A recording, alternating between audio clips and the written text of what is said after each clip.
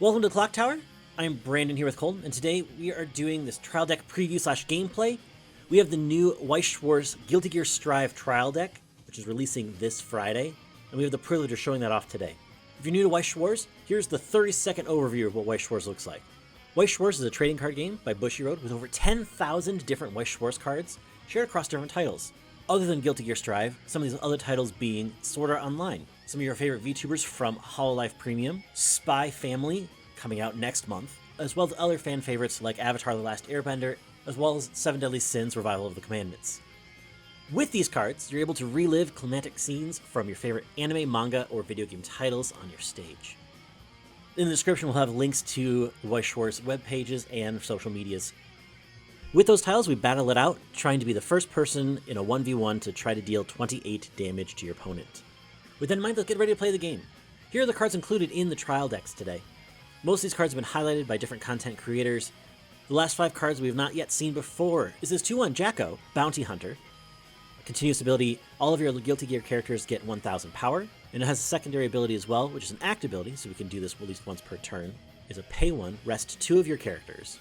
For the top 2 cards of your deck into your waiting room, choose 1 level X or lower Guilty Gear character in your waiting room and return it to your hand. X is equal to the level of those cards milled. Additionally, in this deck, we also have Kai Rapid Escalation. When a climax is placed on the climax area, this card gets X power till the end of your opponent's next turn. X equals the number of Guilty Gear characters you have times 500.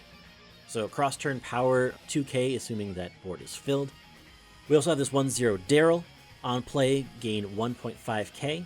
When this card is placed on stage, you get 1500 power until end of turn. And when this card attacks, you can choose one of your characters to give that 1500 power as well. This 0/0 Kai. On play, you can send a climax from your hand to waiting room to return a character from waiting room back into hand with the Guilty Gear trait, as well as during your opponent's turn, at the beginning of your opponent's attack phase, you can move this card to any position in your center stage that is open and available to run to. Last card of the trial deck that hasn't yet been revealed is the Dangerous Duo. This is a +2 soul climax. With the deck now revealed in its entirety, how do we play it? The trial deck focuses on sending Guilty Gear character cards into memory and then paying them back out later as a cost for those abilities. So cards like the Jacko and Arya Between Existence not only help you send cards to memory as a part of getting ready for your next deck's compression, better allowing you to potentially stop damage from getting through on your next deck. She also searches out characters from the deck when she both goes on stage and then leaves the stage, providing that needed selection from the deck to get cards you need at the times you need them. Building up that memory to then turn around and pay it out with finisher cards like Soul Greatest Rival, which then uses that card in memory to unleash its ability to potentially deal 5 damage to your opponent.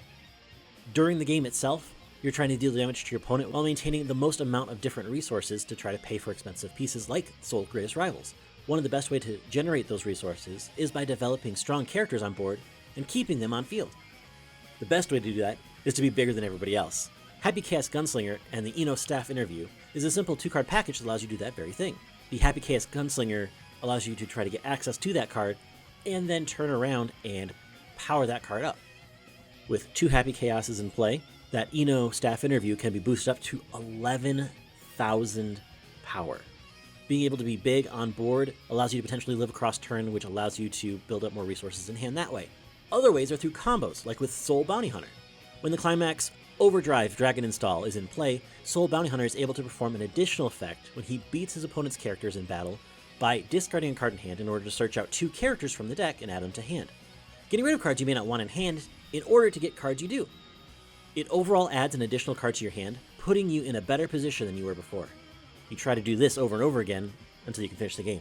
With that in mind, let's play. First off, Guilty Gear Strive versus the Avatar The Last Airbender trial deck. Alright, so Guilty Gear trial deck gameplay. I am piloting it in Game 1 into the Avatar trial deck. Game 2 is going to be Brandon on Guilty Gear into Dragon Maid. So Brandon, you're going first. You're in the Avatar TD. What does the Avatar trial deck do, for those that might not be familiar? So, basically the Avatar trial deck is trying to bring in its level 3 game in early at 2. It is an on-attack burn 1. But it gets big, it has power pump in the back row, so you can actually sit pretty big defensively.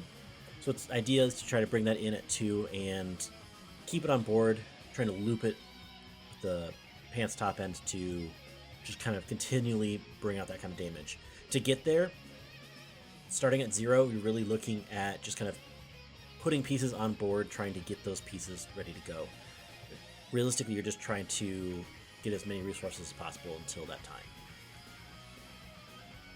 There's not a level 1 combo in that deck, so that's why one of the things we don't do that.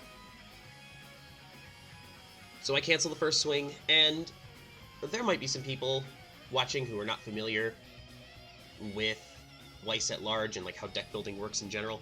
The trial deck is a place to start. It's not where you end up. It's worth noting that what you try to do with these trial decks may not be what you try to do when you start opening packs or buying singles from the booster packs, from the stuff that isn't in the trial deck, from like the boxes of cards that you see on the shelf. Guilty Gear, for its part, I play the CX Stitch Salvage. I open a lot of climaxes, so this is a useful piece for that. And then I play the Drop Searcher.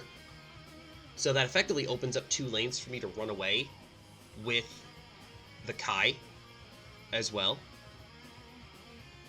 So as much as, I also get to proc my effect, there's no, because there are cards that can bomb it away. There are cards that can make the Drop Searcher not work. So just getting the reverse on my turn, getting to search for my level 1 combo, that's Soul Bounty Hunter, the level 1 combo. I only have 2 copies of it in my deck, so I want to fix for it as much as I possibly can. And like I said, it opens up the board for me to run away with the Kai. And by sending the Drop Searcher to memory, it creates the memory condition that I will need for later on in the game when I try to burn 5 with my level 3 Soul. So a lot of synergy in this first turn. I was very happy with how this turn went. For me on my end, I'm just trying to turn stock into cards, because the Bonder that's going to come onto stage is actually an opportunity to be able to try to help get things going here. This is just a mill 3 Bonder to be able to get the target that it bonds with in waiting room, and you pay the cost to get it. I already have a couple of copies in hand, so I don't need that at this point in time, but just that additional mill to try to get into the next deck. And it's a 0 that you can swing with. The Brainstormer, like a lot of trial deck Brainstormers, I think every Brainstormer that you're going to see is a 5-card draw Brainstorm. So instead of like the Search or the Salvage that you'll see on most Brainstormers, trial deck Brainstormers tend to have 5-card Brainstormers. So they're milling 1 more card looking for the climax, but then when you hit, you don't get to choose the card you get to draw a card, which has its advantages and disadvantages. Obviously, you're not able to go get your combo pieces, but you are potentially able to draw into events and climaxes that you might otherwise not be able to get. And because I had the ability to run away, you just decided to swing into open lanes. I decided not to sacrifice my guy, so I get the plus on board, which is really nice. It means I have a character on board that I get to swing with this turn that I don't have to replace from my hand, so it saves me a card. I play the Drop Salvage, slide my guys over, and I decide that this is good enough. I could throw down a 3rd character to swing a 3rd time, but I'm at 0. My plussing engine is a little bit limited, so I'm not going to throw a bunch of my resources onto the board, especially if they're not going to live cross-turn. At least this potentially gives me a chance to run away with the Kai if you get stuck at 0, which you do. Yeah. So I could theoretically plus again with the Kai. I've not drawn into some of my big oversized zeros yet. A lot of those are still in deck or in waiting room. So because of that, I don't have as much of that selection that I need, but I'm ready for level 1. So I am going to have to be a little bit more on that smaller side coming into this part. Like, I can challenge it, but I can't challenge it full field. Yeah, so I see, some 500s in the front row. I know your board's not that big. My Drop Salvage remains bigger because I have the 5 cards in hand. That's the condition for the extra power. So I'm sitting at 3-5. You can't really touch that. So that means I'm going to keep my guy on board again. I think you're able to kill the Kai here. Yes. Based on power numbers. But I'm still going to +1 on board, which is massive. If you can +1 on board, it means you don't have to replace that card from your hand. Like, that's like one of the most fundamental ways to plus, is with onboard plussing at 0. And if you can, and if you can get cards that can do that, like the Kai that runs away, that's really good. the drop salvage that sits at 3/5. That's also a good way to plus, just because your opponents can't get rid of those cards. So I go to level 1, and I mill my other combo into Waiting Room. So the only way I can really get it now is with the drop salvage, which I already used. And I basically used it because, 1, I needed the 0, just so I could swing, and 2, I had another climax in my hand that I needed to get rid of. I opened several climaxes, so I want to mill through this deck as much as I can here. I don't have access to Great Mill. You can see I have 2 climaxes in my hand, so I'm struggling with climaxes in hand, but I do have a combo lane, and I also have a reverse target, because the soul does need a reverse. I will at least get 1 lane of combo. I drew the salvage climax, the one that the soul pairs with, in my opening hand, and I just held on to it. And then I dropped the Eno, it's a 1/1 7k, and then the Happy Chaos in the back row gives it an additional 2. So it's going to be 9,000 power, which I don't think Avatar can deal with at 1. So I feel pretty confident that the Eno is going to live cross-turn. So again, plussing on board is a super useful way of maintaining hand. And I think there are some pieces in Guilty Gear that can do that at 0 and at 1. And then I just start swinging. And on reverse, I will search, I will ditch a card. I ditch another one of the runners. It's a level 0. I don't need it as much now, and I want to hold the climax for now. At least for damage push. I thought about ditching it, but I also, in theory, because the level 3 on play I can ditch to go get that level 3 climax back, if I put it in this waiting room, by the time I get to level 3, I'm not going to be able to play the level 3 Kai and then salvage the pants climax that I want to salvage. I decide to hold on to it. I'm going to hold it through refresh, and I'm going to then slam it for extra damage after the first refresh, because I just don't know if I'm going to have access to it later on. But so far, the deck is doing basically what I want it to do. Your primary plussing with this, because you only have 2 copies of your combo in the Guilty Gear Trial deck, is not necessarily leaning super hard on the combo, but trying to find other ways to plus in addition to your level 1 combo. Yeah, and I definitely can't deal with that, so I'm looking at trying to figure out what do I need to do to get into the next turn, right? Because I am a deck that does rely on being able to have resources going into level 2. So with the Zuko, I'm able to at least be able to help push myself closer to 2, get more resources. It's again just that kind of ability to be able to get the resources necessary and not require a climax to do it. Because the Avatar Trial deck only has the 1 climax combo, so being able to just generate those resources to get there. Yep, so you use the level 1 event. It's a cigarettes event, which means that you mill 2 cards, and you add up the levels of the cards that you milled, and then you get to salvage something from your waiting room that has a level equal to or lower than that combined level of the 2 cards that you milled. So it's a good way to fix your hand. I also really like this level 1 that you have on board right now. It's an accelerator. So what that means is you can choose a card in your waiting room and put it into your clock when you move to your attack phase. And then when you get a reverse with that level 1, it's in the middle of the stage. Yeah, so here you go. You're accelerating now. You're going to salvage off of that when you get the reverse. So that's really nice fixing. It's also cheap fixing because you didn't have to pay any stock for that effect. You just had to clock yourself. If you're familiar with other card games, maybe not Weiss as much, damage is also a resource in Weiss, just as much as it is in any other card game.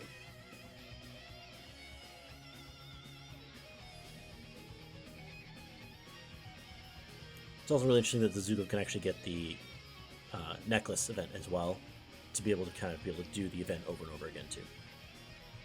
Mm-hmm. But you do eat that damage, and so you actually do get into level 2.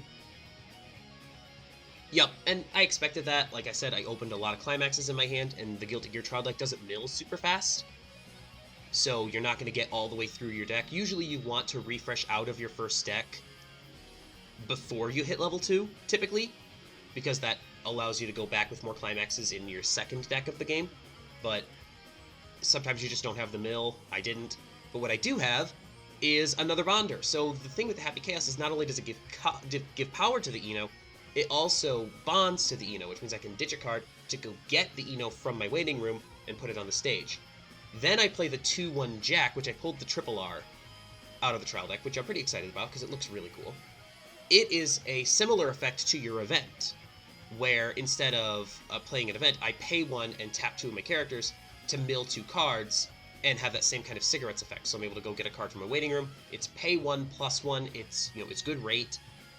We like pay 1 plus 1 a lot, and it gives everybody 1,000 power. So now my Enos are going to be 12,000 power on your turn, because each of the Happy Chaoses give both of them 2,000 power, so they go from their 7,000 base up to 11. Then they get an additional 1,000 from the Jacko in the back row. So the board is big, and this is what you want with Guilty Gear. I think this is the game plan with the Guilty Gear trial deck specifically, is you want to have this big board that is really hard to deal with. And I have both of my colors in level now, so I'm ready for level 3. Oh yeah, no, that's exactly what you want from Guilty Gear.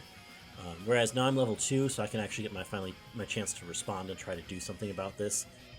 Mm-hmm. And Avatar's trial deck has a really good response to this because of its early play combo. And that's the only thing that it really has to respond with here. There are other strikers, yes.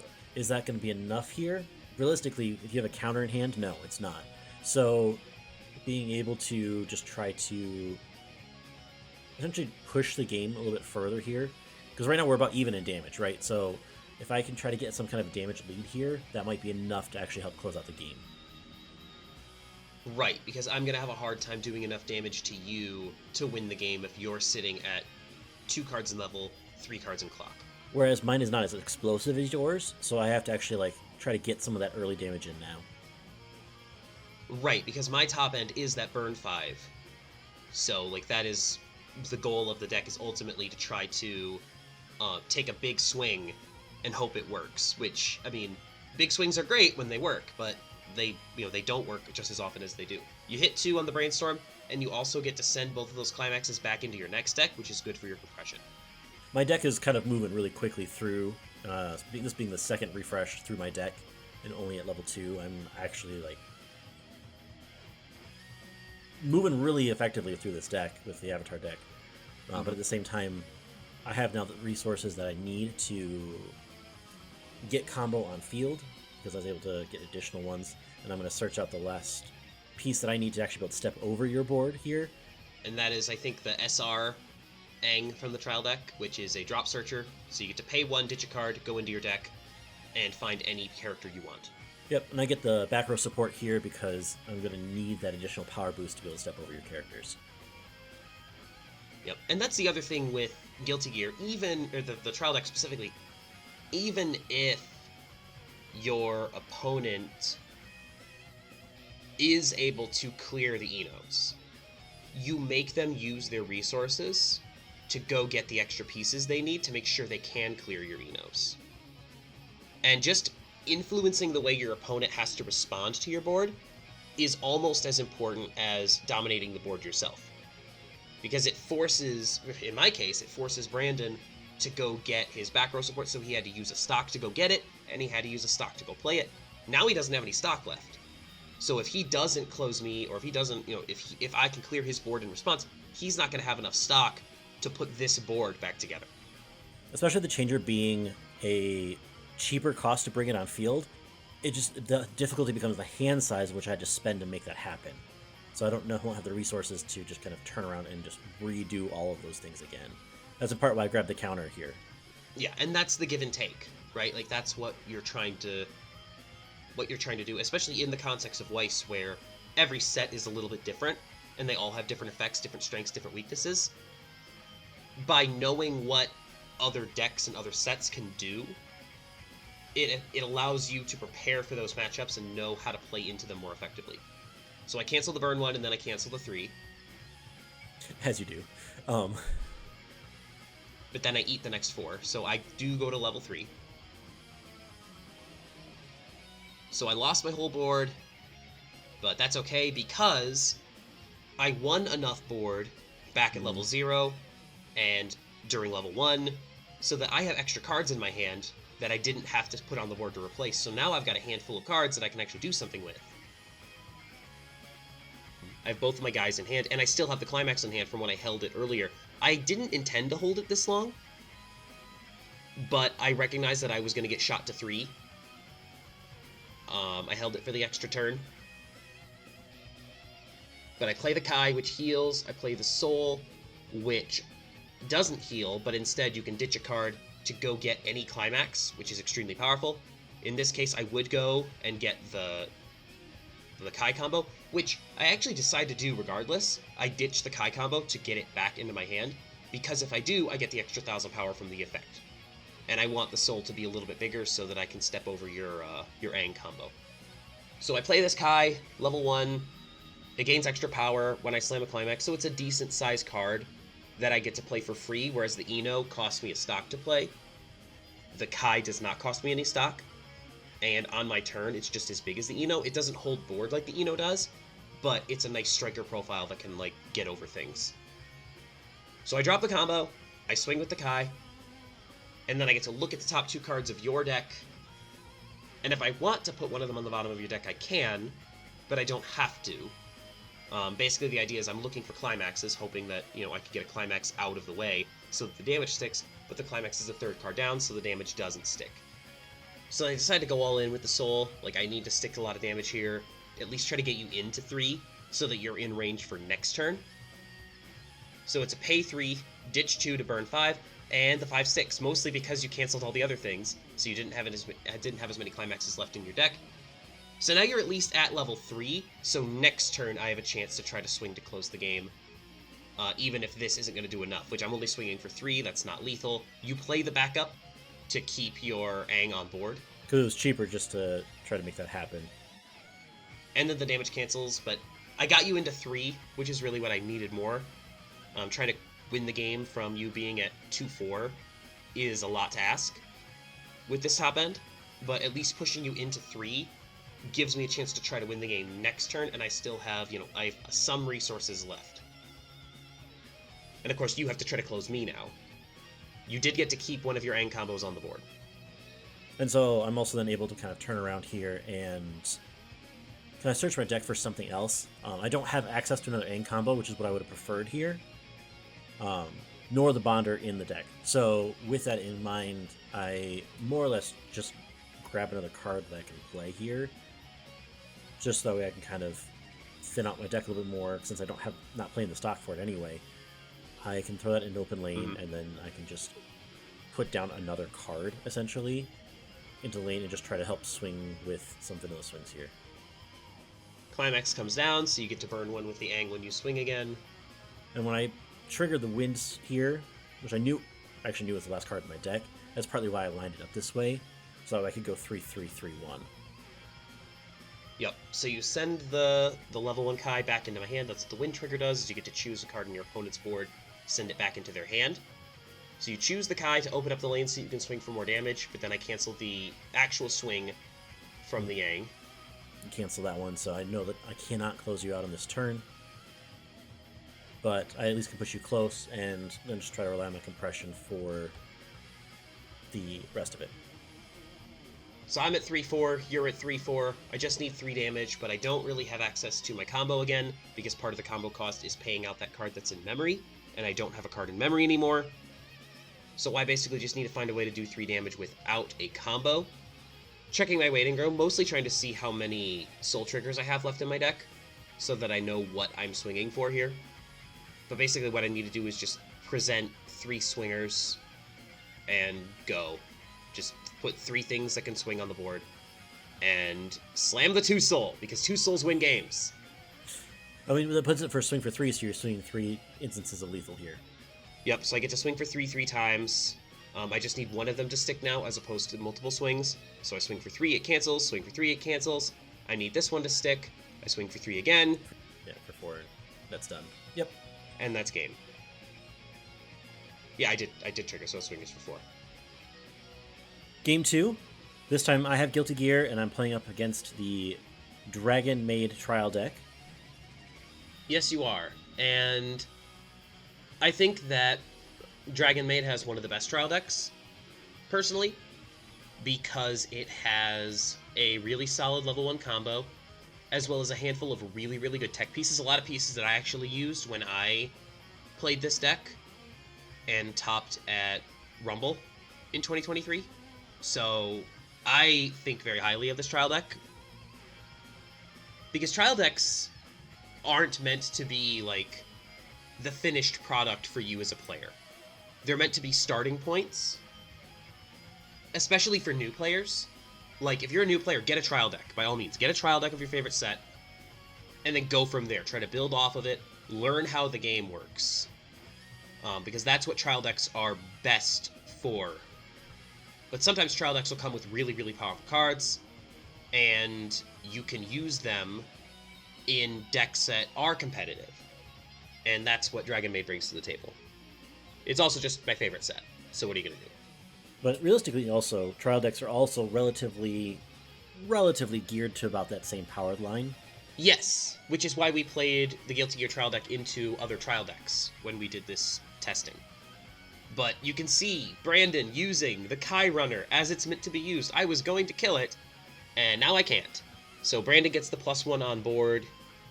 I just play a couple of zeros. The one on the right gives power. The one in the middle is a bonder to a level 1 that I already have in hand, and I didn't have in waiting room. So for me, it's just a 0 I can throw at the board to get some stock and do some damage.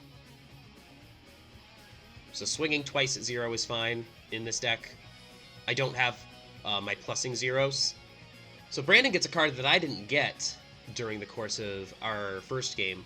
He gets the Brainstormer. Yeah. And I debated there for a second whether or not I was going to use the drop search on play or whether or not to use the actual Brainstorm itself. I used the Brainstorm hit 2, so I'm actually would have plussed more there than I would have if I just did the selective search. So, and it makes sense because so you can use the Brainstormer on this turn. You pay that Climax out, right? So that Climax is now not in your stock anymore where it was. It's now in your waiting room, so it can go into your next deck so that you can use it for cancels. But also, because you're swinging 3 times, you're generating 3 stock. When the Drop Searcher dies, then you can pay the 1, pitch the 1, and proc its effect when it dies. Mm-hmm. Because it's an on reverse Drop Search, you can use both of them because now you've created stock, and hey look, you also triggered salvage, so now the next stock that you pay out is going to be another Climax that you paid out. Yeah, because the Jacko can actually do both the drop search in on play and on reverse. It has 2 different opportunities to be able to proc that event and make that happen. Now, I did Tri-Field here, which pushes you into 1. I could have also held back a little bit here too. Just try to keep you out of 1, maybe try to get my pluses on board a little bit more efficiently here. But I do push you into 1 because I figure you're probably not as ready for 1. Well, I hit 3 on the Brainstormer, so now I am. Because I'm just going to sit here drawing 3 cards. And now I've got a very full hand. But yeah, and that's one of the things, right? Like, if you're a new player, this is one of those things that, like, you will eventually need to understand, is that just throwing characters to the board and pushing damage all the time, every single turn, is not necessarily the way to go. Like, if he had held me back at 0, then these 2 level 1s can't come down, right? Because the one on the left, the one on my left, is my level 1 combo. So now I can combo very easily, because I need a reverse, but all of his characters are small. And, because I'm at level 1, I could play that Ilalu, which is over on the right. That is a 1-1, so normally I have to pay 1 stock for it, and I did, but then because it comes down with the full board, if I have 4 or more other characters, when I play that Ilalu, I can refund the stock from my waiting room, so I effectively get it for free, and it's very big. And those are cards that I couldn't have played had I been stuck at 0. This is where I reread the card and actually do what the card is supposed to do and put itself into memory. It's an on-reverse effect. Both the on-reverse effect to go to memory and the on-reverse effect to drop search are on the same timing. So you can actually choose the order of effects. The card does not need to be on field to trigger the triggers when it becomes reversed. So I search out the Happy Chaos because I figure I'm going to try to bond into the 1/1 Eno, so that way I could maybe try to present some kind of board that you may not be able to step over as quickly here at 1. Yeah, especially considering I already played the 1/1 Ilalu. And that's like my best tool to get over your Enos. I should have held back on that card, frankly. I shouldn't have played it on that turn. Should have played something else in that spot. Realistically, I only have the bonder for 1 Eno, so I figure I might as well just do the 1 here. Sure. I debate whether or not I'm actually going to brainstorm with the other stock, which I end up doing, just because I'm already out of a few climaxes anyway. I need to kind of get through the next deck. It's going to be about the right timing. It'll be fine. And then I can just bond into the Eno. Because the other Eno that I would want to get is in clock, so I actually clocked it from hand to +2 here. So like I could have played it from hand, but at the same time, like realistically, I want the other Happy Chaos to do that, so I could actually like guarantee board here. I had 2 of the Happy Chaos in my hand the first game when I played the first one, and I held back the second one because I wanted to, if you killed that 1/1, be able to bond into it again. So I wanted to have that option. Whereas if you had something that could kill an 11,000 power Eno, then I wouldn't have any way to go get it back if I had played my other Happy Chaos. So I'm still at 1. I do some math. I'm at 1/6 now. And then I make the big brain play. I'm actually pretty proud of this one. So I clock myself to 1/6, draw 2. And then I decide to brainstorm here. I know that I don't have any climaxes left in my deck. I've been able to keep track of all my climaxes. I know that I'm out all 8. So I decide to brainstorm here because when you brainstorm, the cards that you brainstorm stay in resolution zone. They don't go immediately into your waiting room. So those 5 cards, which are not climaxes, stay out of my deck. So I don't have to put them back into the deck, and I paid out the stock that was a climax. So I just put another climax back into my next deck, and that's 11 cards in my clock and now in resolution zone that aren't going back into the deck. So I've achieved good compression now, which is going to make my life a lot easier. And when I take the refresh point and go into level 2, now I have 11 cards in waiting room, so I have salvage targets for any of my salvage effects. Things like choice triggers and the like. Yeah, no, it was a really well done play. Now you're at level 2, so now you have access to your level 2 tools. So now you actually have access to the pieces that can step over my board. Yep, and I get to play one of my absolute favorite cards. I had combo in hand again, so I'm going to combo again, but I also had access to the 2/1 Elma, which is one of my favorite cards in English, not just in this deck. It gets really big, and it kicks whatever it reverses to memory. So it's a great tool for dealing with very big things, even things that are like really good in the meta. Like I can't tell you how many Alices I killed with this thing. And it's just a trial deck card that now is swinging at 13.5 because I have 500 power from the Brainstormer in the back, and I have the CX on the board to push the power as well. So I take another Ilalu because I'm like, I know he's going to bring down another Eno at some point. And the Elma, it doesn't keep that power cross turn, so Elma will go back down to 7, so that the Eno will kill it next turn, I'm sure, when you put down another one. So I want to have an answer for that Eno, so I go to get the 1/1 Ilalu that on play gains a bunch of power so that I can clear that Eno with that card. Which makes a lot of sense. This entire turn, you've made some pretty significant plays to help set you up for the end game, and none of those required card effects on the actual cards for like attacking purposes. So like you set yourself up really well for that. This is my set, man. Like, this is my set. I'm happy to play the trial deck even, because the trial deck has several good cards. And the trial deck is cheap. It's still cheap. You can still get it. So if you like Dragon Maid, the trial deck's a really, really good place to start deck building. So at this point, I'm building up cards in hand. So I basically have a lot of the resources I want for the end game. So at this point, I'm playing for the end game in mind. I'm like, okay, if I can just stick some damage on you, that way I can turn around next turn and try to actually close you out. That's kind of where I'm going with this turn here. I play down to the combo pieces, but I don't actually have salvage in hand. I never actually got the salvage in hand here. But I do actually play the event, which wasn't looked at last game. The event allowing me to be able to give additional soul to my character, soul, and then giving that on reverse salvage.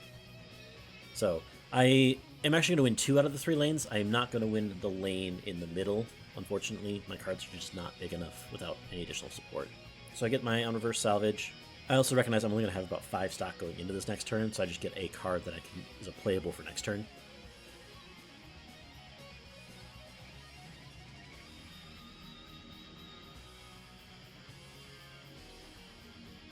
So I also have the opportunity here to send the Happy Chaos to memory if I want to, because Elma's on reverse memory kick effect is still live. No, it makes sense, but at the same time you had kicked the Eno just to make sure that since there's a limited number of those cards in my deck, that would have access to it. I kicked the Eno basically to make sure that it wasn't coming back. So I Brainstorm, I hit 2. The 5-card Brainstormer is as much as the search effect on 4-card Brainstormers, or the salvage effect, is really nice. Being able to look at an extra card on your Brainstorm, make it more likely to hit, make it more likely to +1, is a useful ability, especially in a trial deck where they tend to be less refined. The card profiles aren't quite as strong as they are in like a deck that you construct out of booster packs. So just being able to get a card is very helpful in a trial deck. Oh, absolutely. Like and realistically, even just raw cards in hand can be a huge benefit later in the game too. And that's really why the 5-card Brainstormer is useful in the TD. You wouldn't play this in a meta deck because you have other better profiles that help you keep your hand size up in a more constructed, like, non-trial deck situation. But in the context of a trial deck, a 5-card draw Brainstormer feels pretty okay.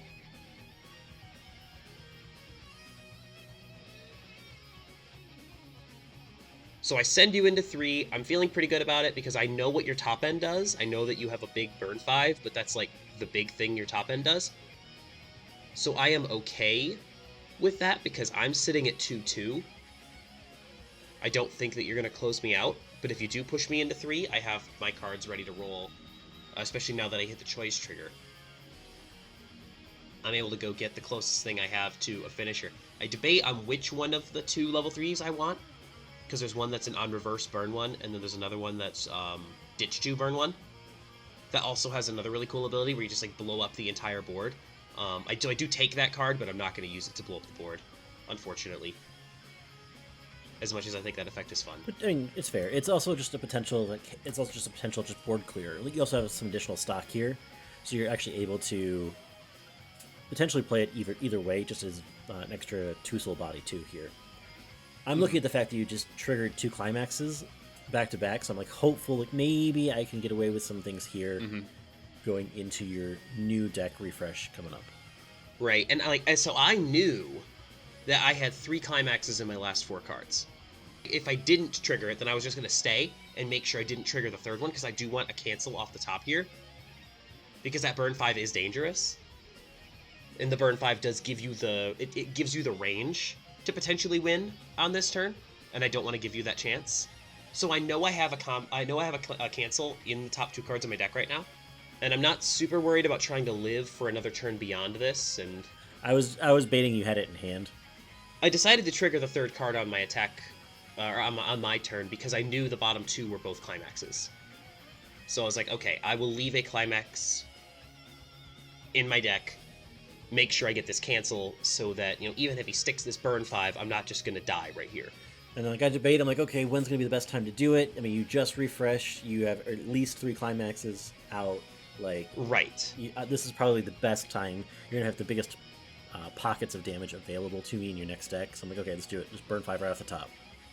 And of course, burn 1 cancel, or the burn 5 cancels in the first card, because that's how that goes. And then I cancel again.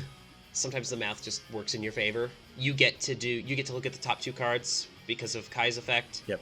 They're both clean, so you decide to put them back.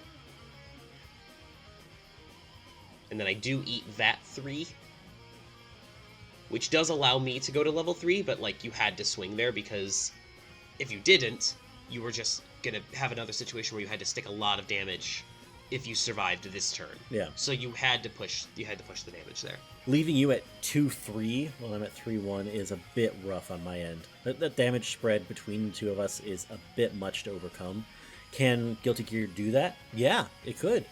But I was also worried about you getting back the Elmo that I had just cleared from board to be able to turn around and kick my stuff into memory. Yeah, the burn 5 gives Guilty Gear one of the highest ceilings of any trial deck finisher I've ever seen. But it is a burn 5, right? Which is really volatile. Like, if you hit the burn 5, wow, that's a lot of damage. If you don't, the rest of your combo is basically vanillas. Go big or go home kind of a combo, which I like, but it has limits on its effectiveness.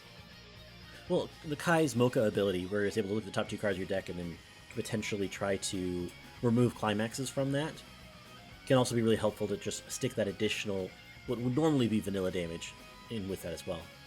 Vanilla damage being just a base swing kind of idea. I debated for a long time here on whether or not I wanted to go to level 3, But I decided that I wanted to try to close the game here as opposed to trying to survive for another turn, because I could have tried to hold out at 2-6, but I know you have another card in memory, so you could theoretically pop off the soul again, and the soul doesn't require the combo. Yeah. And like, I could just eat the 5 and die.